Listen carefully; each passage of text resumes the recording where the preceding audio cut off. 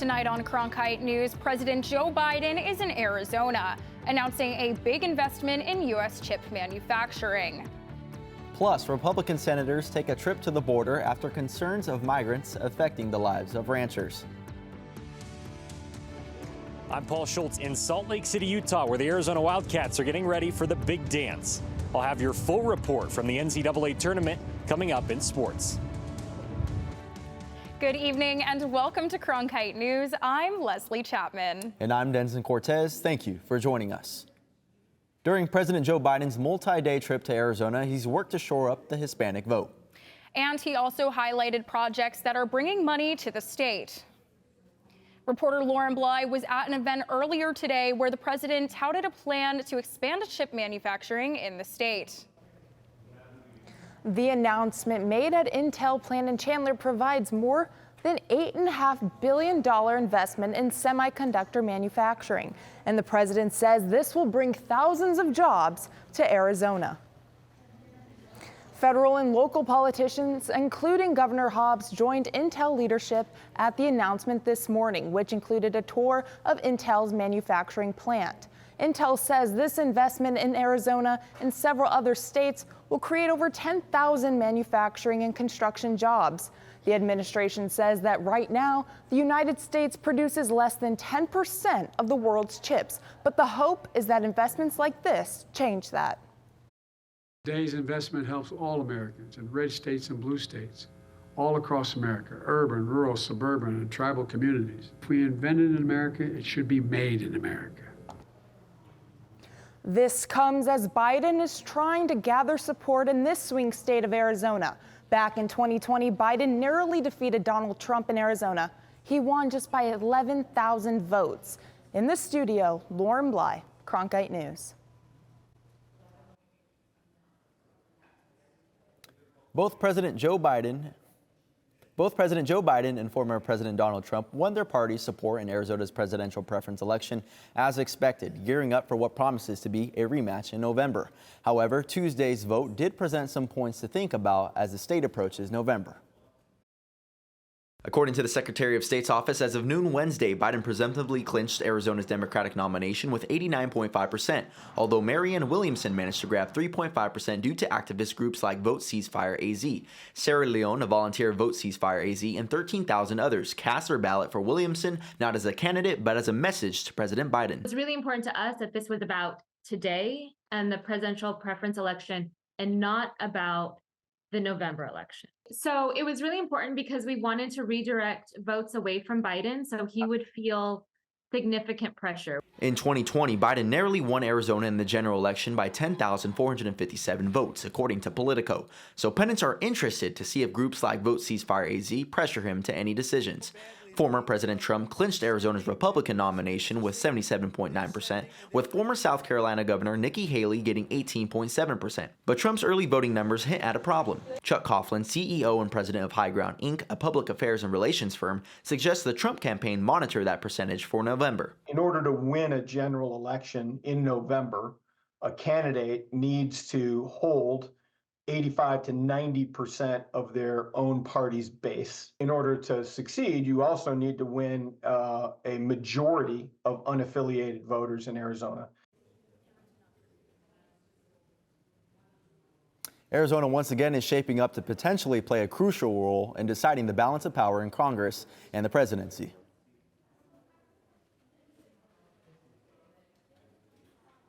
The city of Tempe is asking for public input on accessory dwelling units, otherwise known as a casita. Currently, the city allows one ADU on a multifamily zoned property with single-family use.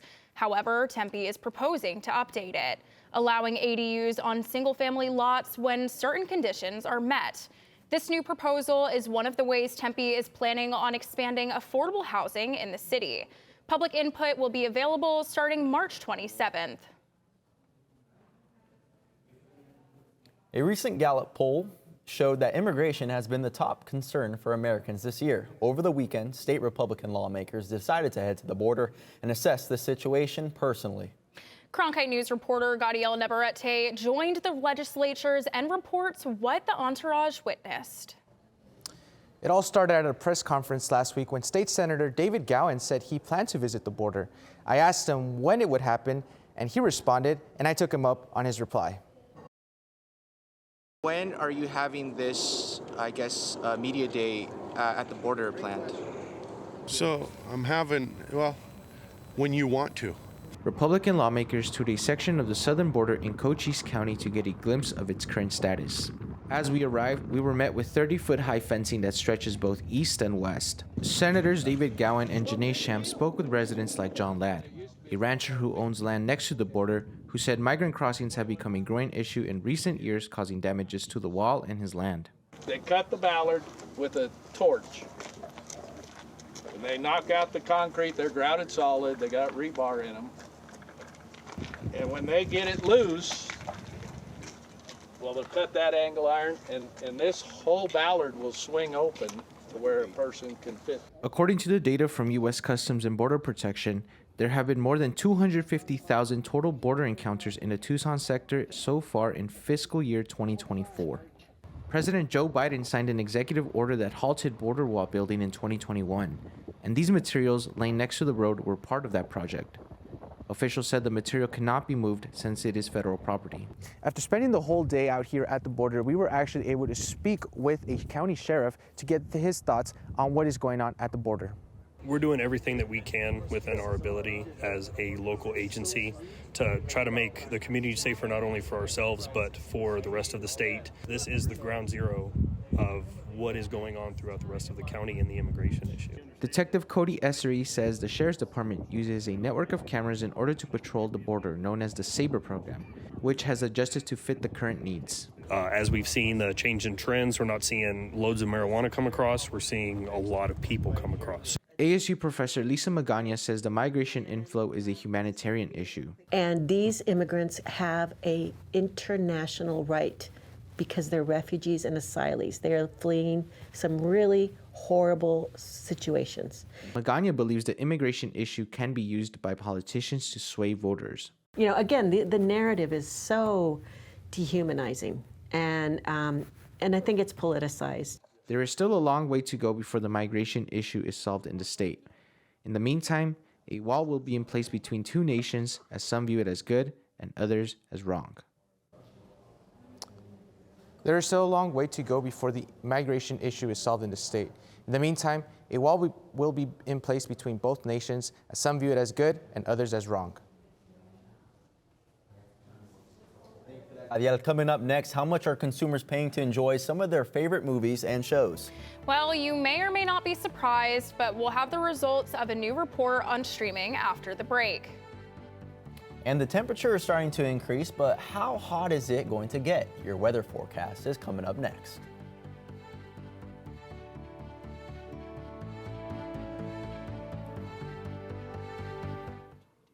What Cronkite News means to me is opportunity. We do news right at Cronkite News, serving a community ethically, honestly, and truthfully. And we can provide a necessarily different angle, different voice for those people that really need it. The students, they have a lot of passion for journalism. I get to do a lot of stories about the Hispanic community. And we have access to cover all of these sorts of events and get media coverage of all these different personalities and athletes, and that's just a huge thing. But it's also a chance for people here to be humanized. Individuals of all walks of life. Cronkite News will help take the next generation of journalists onto their next careers. I am old enough to remember Walter Cronkite. We're putting a lot of pride on his name because we are practicing a lot of the things that he did. I think he'd be smiling from ear to ear. I. We are Cronkite.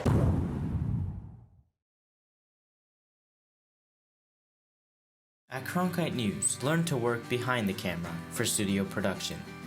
Our students spend time learning the ins and outs of all that it takes to run a newscast. From setting up the studio to building exciting graphics, studio production provides a job for everyone. Whether it be running audio, technical directing, or directing the newscast, students can experience the action behind the scenes. Join our team today.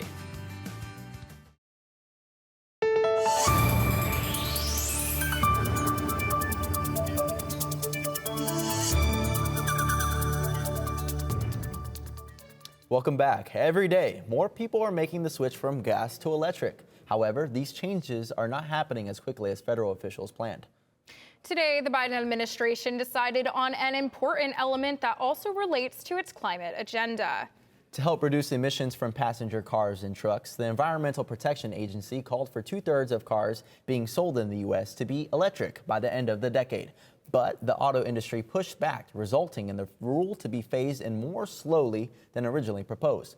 Plug-in hybrids will now have a bigger role during this transition, which will still result in lower emissions, according to the federal officials. Well, streaming services have taken over most homes in the United States. But from Netflix to Hulu, how much are households spending each month to watch their favorite shows? Well, according to Deloitte Insight's new digital media trends report, it found that the average household spends $61 a month on 4 services. Compared to last year's survey, that is a $13 increase. Researchers also report that nearly half of those surveyed would cancel their subscriptions if the price increased by $5 a month.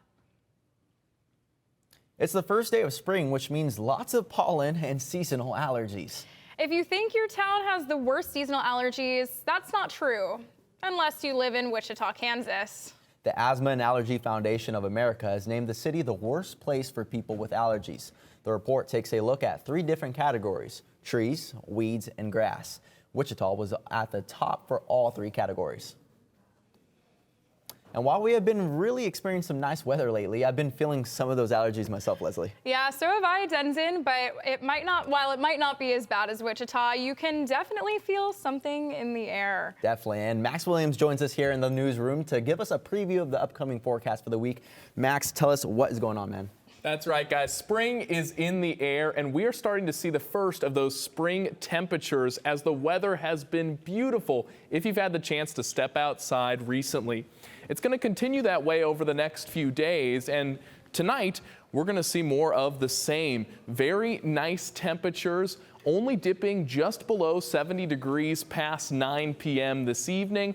We may see a little bit of cloud coverage, which is going to be due to this system moving through the middle of the state, just north of Phoenix. But that's going to move out of the way pretty quickly. As you see, it's going to be gone at around 8 a.m. tomorrow morning, and then make way for just a few clouds to come in this weekend. So where are those clouds coming from exactly? Well, there's going to be a large system moving from the west coast eastward. It's going to be affecting Arizona residents come this Sunday. But until then, we can still enjoy some nice weather, starting with Thursday. Lows of 58 down here in Phoenix, and that temperature is going to rise throughout the day as we get all the way up to a high of 84, even gets up to 60 in the Grand Canyon, and we'll see more of those temperatures heading into the weekend, getting all the way up to 85 on Friday. But on Sunday, you will see a big plummet due to that system from the west coast of small chance of rain. And then hopefully by next Thursday, we'll get back up to the 80s. From the Cronkite Weather Center, I'm Max Williams. I'm Kevin Malater. And I'm Riley Swenson with a preview of your Cronkite Sports Report. And coming up next, the Final Four Committee unveils the biggest bracket you've ever seen in downtown Phoenix. We'll tell you how and where you can track the tournament next. What Cronkite News means to me is opportunity.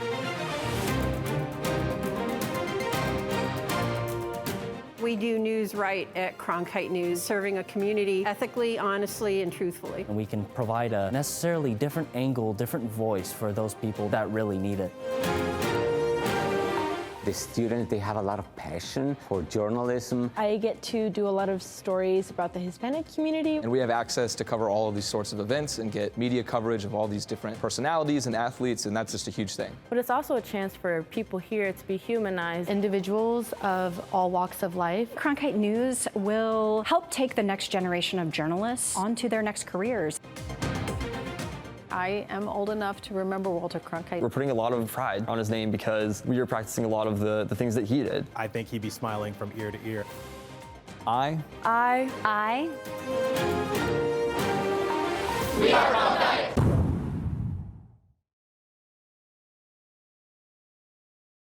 At Cronkite News, learn to work behind the camera for studio production. Our students spend time learning the ins and outs of all that it takes to run a newscast. From setting up the studio to building exciting graphics, studio production provides a job for everyone.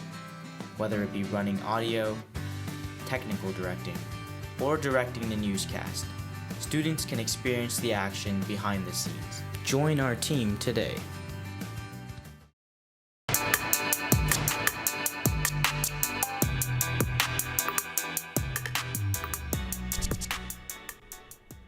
Welcome back. I'm Kevin Malater. And I'm Riley Swenson with your Cronkite Sports Report. Arizona and GCU are preparing for their first round games in the NCAA tournament. And Riley, we start with the Wildcats. Yeah, as the 2-seed Arizona will face Long Beach State in the first round tomorrow. The team held a practice today in Salt Lake City. And that's where we find our Paul Schultz, who is following the team and joins us from the Delta Center. And Paul, hopefully the Wildcats are feeling confident. Yeah, guys, it hasn't even been a week since Oregon upset Arizona in the Pac-12 tournament, but the Wildcats have put that game far in the past. This one coming up tomorrow has some extra motivation, especially for head coach Tommy Lloyd. He owes me. That's bottom line, okay? I gave him his first opportunity. His JC coach knew my mom. Tommy is Tommy, whoever he is, and one of the best coaches in America, and making enough money to buy my pizza last night. And I never actually worked for Coach Munson, you know, because he'd kind of give me the opportunity, then he hightailed to Minnesota. Two coaches reunited on the court more than 20 years after they first met, and the tables have turned since then. Tommy Lloyd trying to rebuild Arizona into a basketball powerhouse, and Dan Munson taking it one day at a time. The Long Beach State coach was told last week that his time coaching the Beach would come to an end after this year, and his team took that personally. I think that's kind of the mental space we were at, is we were going to play for the betterment of the team and for, you know, coach. You know, we want to make sure he was going to enjoy his last season and go out on a special note. Long Beach State might have a chip on their shoulder, but Arizona has experience. Pac-12 Player of the Year Caleb Love transferred from North Carolina, where he helped the Tar Heels to a Final Four appearance in 2022. Forward Keyshaw Johnson came from San Diego State, where he played in the national championship last year against UConn. Big-time experience that could help Arizona make a deep run. They're just a help, you know, for us, because they've been there, they've done it, and they know what it takes to get there, you know, and we are happy they're with us this postseason. Keyshawn, he has been very vocal, and I think his message to the guys is, you know, you don't ever assume anything, and it's literally a one game at a time approach. The two coaches had dinner last night along with Gonzaga's head coach Mark Few, and Monson told Lloyd that he's planning to run the Princeton offense. That, of course, in reference to Arizona's first-round loss to Princeton last year in the NCAA tournament. We'll see if the Wildcats can avenge that loss and come away with a first-round victory tomorrow. In Salt Lake City, Paul Schultz, Cronkite News. All right, Paul, thank you and enjoy the game. A lot riding on this for the Wildcats, like you said, considering what happened last year. Yeah, Riley. I mean, they get past this first round. Psychologically, they will get over that hump. Meanwhile, back here in Phoenix, the Final Four local organizing committee has come up with a way to keep track of all the game results. Yeah, the committee unveiled a 3D bracket for fans to keep up with everything happening in the big dance. President and CEO of the Final Four host committee, Jay Perry, introduced everyone to this humongous 3D tournament bracket. It's located just outside the Phoenix Convention Center and stands 16 feet tall and 25 feet wide. Perry has been a part of many major events in Phoenix, including the 2015 and 2023 Super Bowls. But she says the NCAA tournament and the Final Four bring a different type of energy. So those student athletes, the teams, their fan bases, their cheer squads, it's such a great collegiate atmosphere. And we have them in for 2 days of competition, right? The 2 games on Saturday the 6th, and then 1 game on Sunday the 8th. And so just that collegiate experience, it makes it really special. And just a reminder, the Phoenix Convention Center will also house the Final Four Fan Festival beginning April 5th. Yeah, Kevin, things are getting exciting, and now to GCU, who hopes to be the Cinderella story of the tournament. Today, the team is flying out to Spokane for its first round matchup against St. Mary's. With a 29-4 record, their highest ever tournament seed at number 12, GCU will be pitted against the second best scoring defense in the country in the 5th seeded Gales.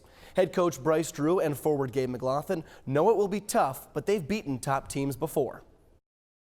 Everyone's got to play defense. St. Mary's one of the best teams at, getting shots up and scoring late in the clock. So, we're really going to have to be locked in for 30 seconds. I mean, it definitely tells us that, we have some talent. We can hang with some teams that, have got some notoriety to it.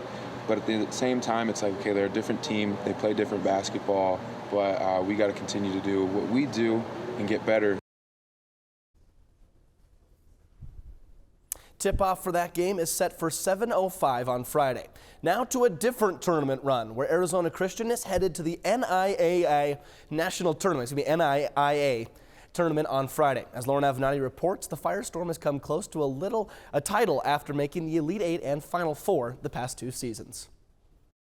The Firestorm, who are coming off of their 4th straight GSAC regular season championship, are headed to Kansas City to play in the round of 16 of the NAIA tournament. Despite their success, their core values of tough, smart, and unselfish have not wavered.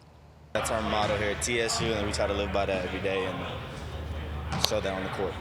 My identity isn't in a basketball game or going out and hitting threes. My identity is found in Christ, and my value doesn't come from a game, but it comes from Him. Many members of the Firestorm team were high school standouts here in the Valley, and their entire perspective on the sport and even life has changed since arriving at ACU. I can say that I'm much more free, and I'm not really a performance-based player anymore like I used to be. And I used to listen to the outside noise, but now I just give everything to God, and whatever happens, happens. It's central to all we do, and we pride ourselves on the Christian part of the school's name is not just a name only, where it's the fabric of everything we do. ACU hopes that the same faith and principles will help guide them through the tournament. They play Indiana Wesleyan in the round of 16 on Friday at 1 p.m. Arizona time. In Glendale, Lauren Avenatti, Cronkite News. The Phoenix Rising have had a sluggish start to their new campaign, failing to score a goal in the first 2 regular season matches, both resulting in losses. It's certainly not how the defending USL champions had hoped to start 2024. First-year head coach Danny Stone and the Rising are aware of the season's sluggish start, but remain confident as they prepare to make a pivotal turn in front of their home fans in the next 2 games. This could be the domino effect they need to kickstart their journey towards another USL championship.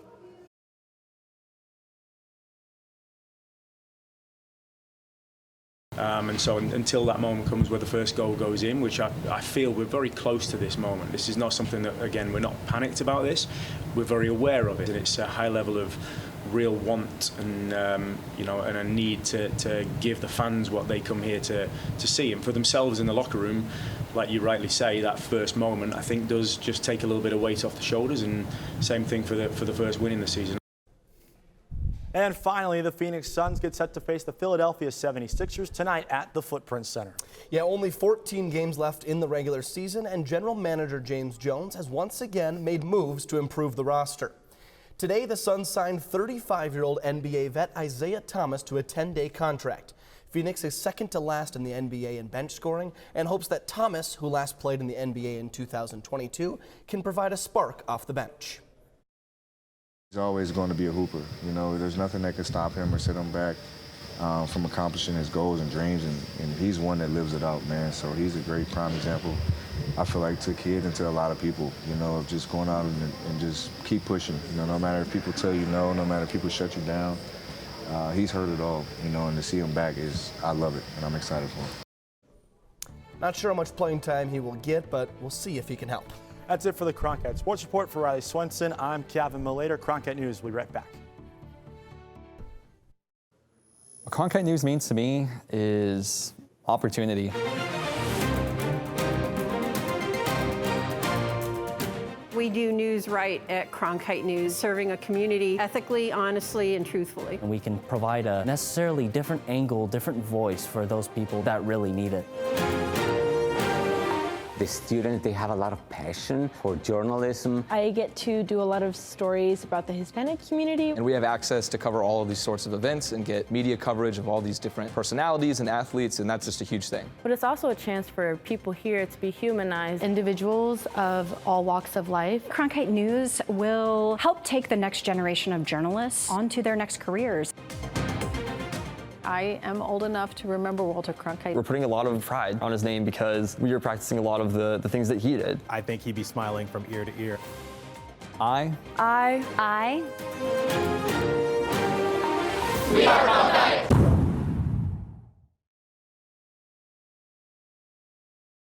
At Cronkite News, learn to work behind the camera for studio production. Our students spend time learning the ins and outs of all that it takes to run a newscast. From setting up the studio to building exciting graphics, studio production provides a job for everyone. Whether it be running audio, technical directing, or directing the newscast, students can experience the action behind the scenes. Join our team today. Well, that's it for Cronkite News. Thanks for joining us. If you want to see more stories, go to cronkitenews.azpbs.org.